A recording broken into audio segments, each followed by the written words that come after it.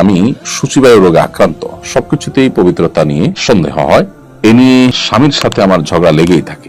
আমার প্রশ্ন হলো, মিন্স হলে টয়লেট করার পর কিছু ধরলে কি সেটা নাপাক হয়ে যায়? আপনার প্রশ্নের উত্তরে আমি বলতে চাই যে মাসিক হলে আপনি টয়লেট করার পর যখন হাত ধুয়ে পরিষ্কার হয়ে বের হয়েছেন, কোনো কিছু ধরলে সেটা নাপাক হয় না।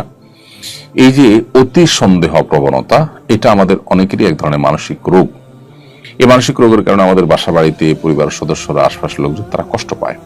মানুষের কষ্ট দেওয়া না যায়, সেজন্য আপনার এই সন্দেহ প্রবণতাটা, যেটা আপনার কাছে আপনার নিজের ভালো মানসিকতা মনে হয়, আপনার ভালো মানুষ মনে হচ্ছে নিজেকে যে আমি অনেক বেশি সচেতন সতর্ক, আসলে সেটা অন্যের অধিকার নষ্ট করছেন, অন্যদের বিরক্তির কারণ হচ্ছেন, আপনি এতে আরো গুনাহে লিপ্ত হচ্ছেন।